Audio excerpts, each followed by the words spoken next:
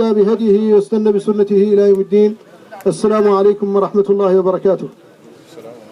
مرحبا بهذه الوجوه الخيرة النيرة المباركة في هذه البلدة المباركة الطيبة التي قال فيها الشيخ سدية رحمة الله عليه: ألاعم صباحا يا أبات لميتا، وخذ من نجاح ما أردت وشيتا، وساق إليك الله كل فضيلة، وجاد بأرضيك الجداف حظيتا، ونلت من الرب الكريم عناية دفوعا تؤز الأزم والمرمريتا، ومن رهبوتا فيه خير بما بغى، وأفرط في الطغيان من رحموتا.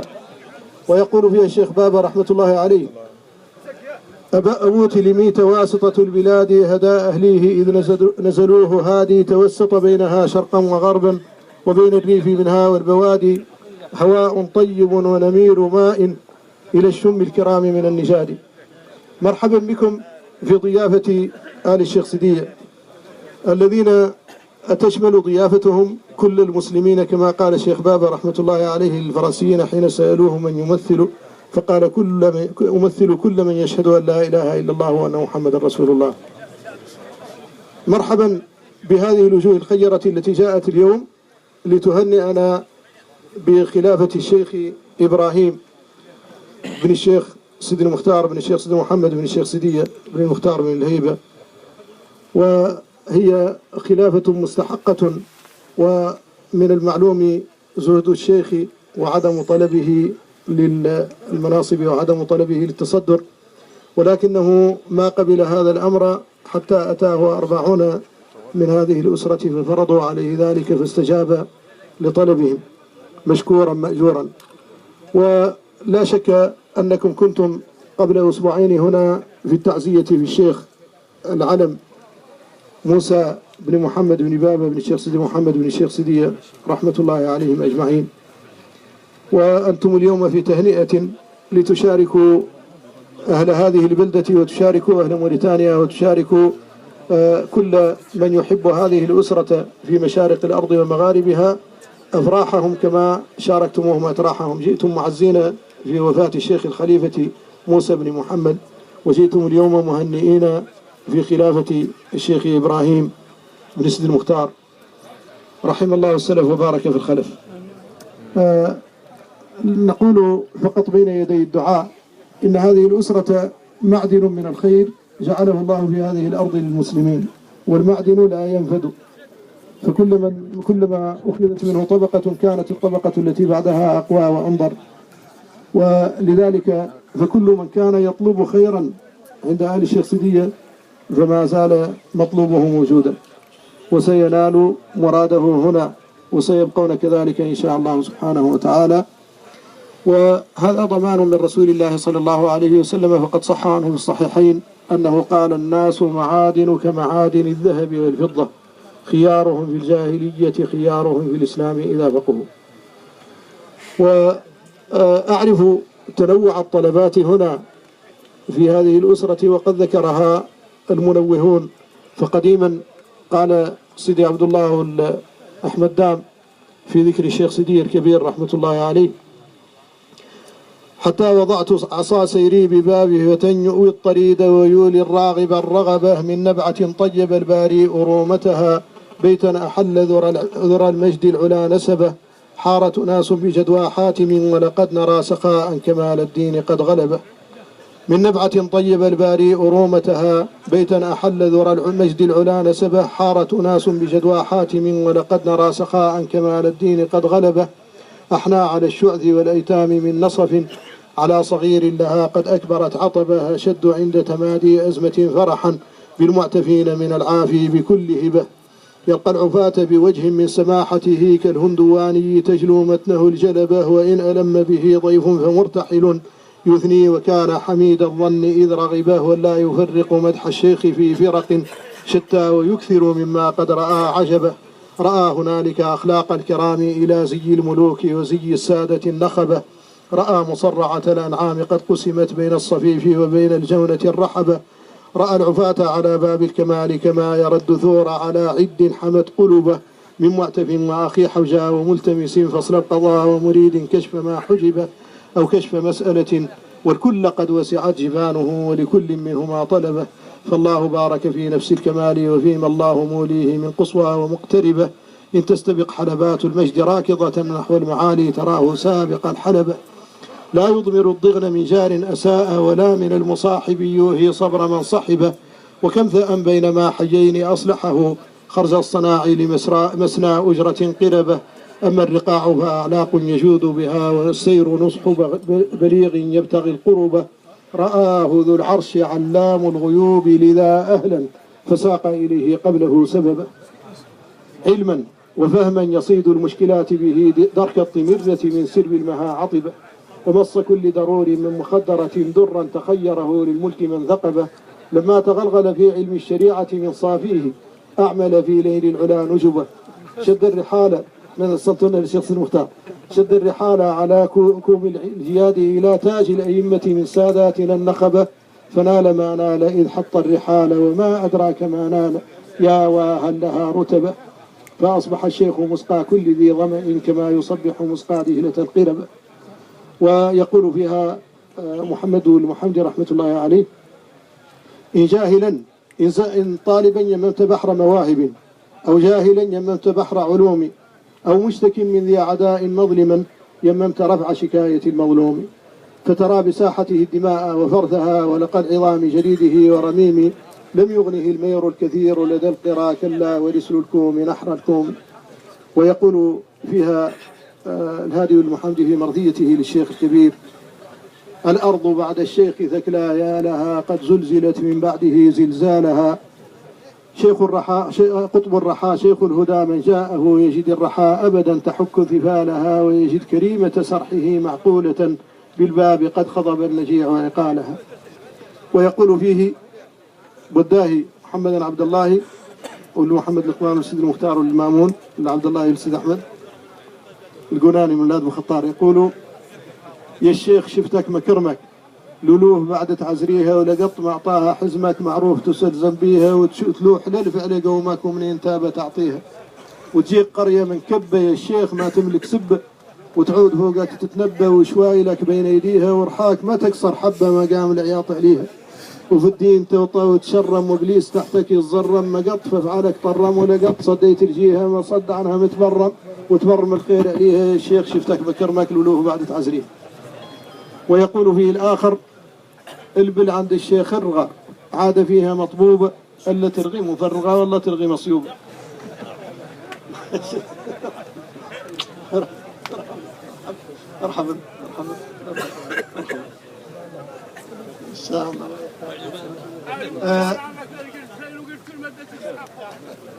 لذلك يجتمع في هذه الرحبة المباركة الكريمة من اجتمع فيها آباؤهم وأجدادهم وأسلافهم. فلدينا هنا إمارة منطقتنا إمارة الترارزة وكذلك جميع بطون هذه القبيلة البييرية وكذلك بنو عمهم أولاد أحمد وشاختهم موجودة وكذلك كل القبائل الرفيعة التي لها علاقة بهذه الأسرة الكريمة المتوارثة. ونحن نرحب بالجميع. كذلك لديك شعر ما يحتاج حتى سلمنا مرحبين بكل حد باسمه وكل حد بمقامه اللي يستحق ولا في حد هون ما هو مرفوض على الراس. وهذا بالتكبرة الناس كاملة. والشيخ سيدية قال عنه ما كبرت الناس اللي كبرها وقال ورواتها عنه الناس كاملة قال: ما بيض وجه باكتساب كريمة حتى يسوده شحوب المطلب. ما بيض وجه باكتساب كريمة حتى يسوده شحوب المطلب. وقال لي المراوط محمد علي رحمة الله عليه عن قالوا له أشخاص سامعين من الشيخ سيدية عنه كان يقول حتى يسوده شحوب المطلب ويمدها. والحمد لله ضامنين عن اللي كنتوا تجبروا هون لا يتم تجبروه والخير ياسر وباقي. والحمد لله هذه الأسرة لا معدن كيف قلنا معادن الخير ولا يتم فيها ذاك اللي كان فيها. والله تعالى يستحيي أن ينتزع البركة من موضع قد جعلها فيه. والآن الحمد لله الفخامة موجود الشيخ محمد الحكومة والشيخ سيدي الحمد لله والشيخ هارون لحم.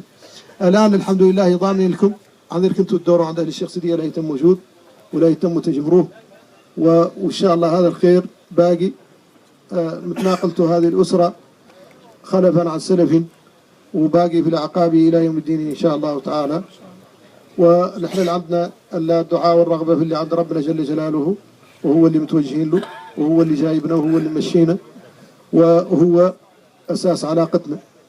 ولذلك نحن علاقتنا كنا نقول ذلك للشيخ الخليفة إبراهيم عنها ذات رسخها المراوط محمد سالم رحمة الله عليه، فمرضيت لباه إبراهيم الباب يقول: مدّا إلينا بأيد طالما رفدت حتى نبايع منها سادة نجبة، حتى نبايع منها سادة مجدة، لسنا نقيل ولسنا نستقيل ولن يقيم غيركم من درئنا أوده، أبقاكم الله ذخرا للعباد ولا حل الزمان لكم ما كان قد عقده، ودام نهج هداكم يستبين به من جار أو حار في ظلمائه رشده.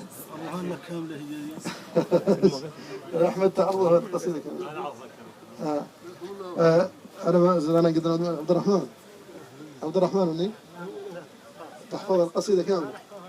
يا أسرة الشيخ سيدي يقتني جلده، يا إخوة الشيخ إبراهيم يا ولده، يا قومه يا جميع اللائذين به، يا وقته الثاكل الولهان يا بلده، لو كان يرجى خلود الجسم أدركه، أما الخلود الذي يرجى فقد خلده، يا بره يا سماحا في الشمائل، يا مجدا يقبل ثغر المكرمات يده. هذا هو البيت اللي درس اسمه محمد طبعا فقدنا الحمد لله.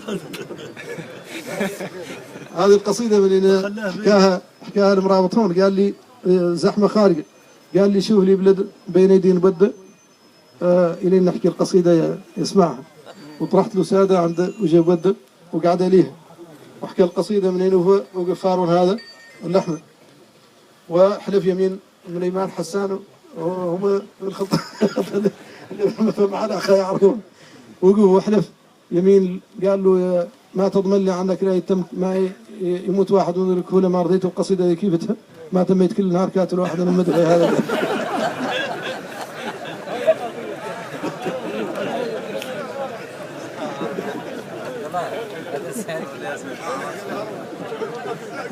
اللهم صل وسلم وبارك على سيدنا محمد عبدك ونبيك ورسولك النبي الأمي وعلى آله وصحبه وسلم تسليما. اللهم لك الحمد كما ينبغي لجلال وجهك وعظيم سلطانك، لك الحمد بكل شيء تحب أن تحمد به على كل شيء تحب أن تحمد عليه، لك الحمد في الأولى والآخرة، لك الحمد كثيرا كما تنعم كثيرا، لك الحمد على آلائك العظيمة ونعمك الجسيمة، لك الحمد حمدا كثيرا طيبا مباركا فيه كما يحب ربنا ويرضى، لك الحمد أنت أحق من ذكر وأحق من عبد وأنصر من ابتغي وأرأف من ملك وأجود من سئل وأوسع من أعطى، أنت الملك لا شريك لك والفرد لا ند لك، كل شيء هالك إلا وجهك، لن تطاع إلا بإذنك ولن تعصى إلا بعلمك، تطاع فتشكر وتعصى فتغفر، أقرب شهيد وأدنى حفيظ، حلت دون النفوس وأخذت بالنواصي ونسخت الآثار وكتبت الآجال، القلوب لك مفضية والسر عندك علانية، الحلال ما أحللت والحرام ما حرمت والدين ما شرعت والأمر ما قضيت والخلق خلقك والعبد عبدك وأنت الله الرؤوف الرحيم.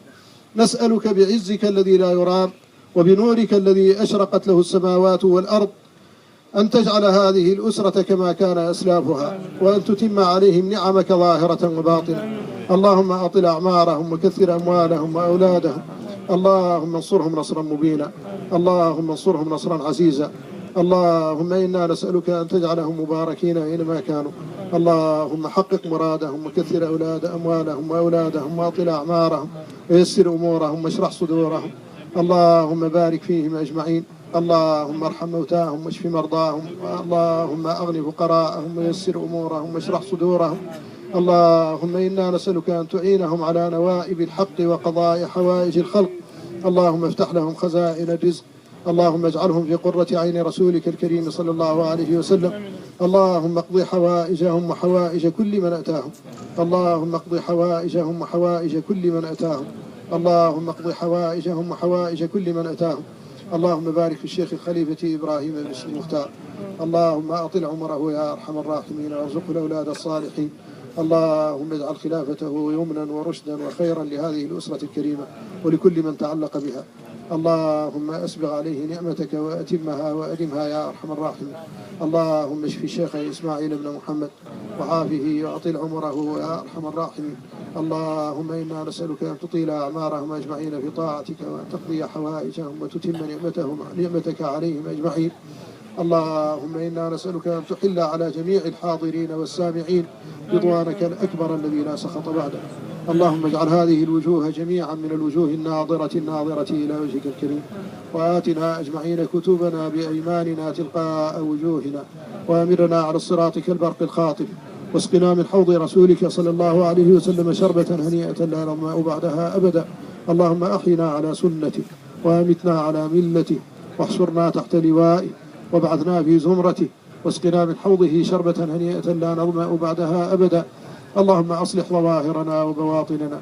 اللهم اجعل سرائرنا خيرا من علانياتنا واجعل علانياتنا صالحة. اللهم ألهمنا رشدنا وأعذنا من شرور أنفسنا يا أرحم الراحمين. اللهم بارك على اللجنة المنظمة لهذا الملتقى. اللهم بارك فيهم وأطل أعمارهم وكثر أموالهم وأولادهم. اللهم بارك فيهم أجمعين واقض حوائجهم أجمعين وحقق مرادهم وأصلح لهم دينهم ودنياهم. اللهم إنا نسألك أن تبارك على أهل هذه المدينة أجمعين. اللهم أسبغ عليهم نعمك ظاهرة وباطنة.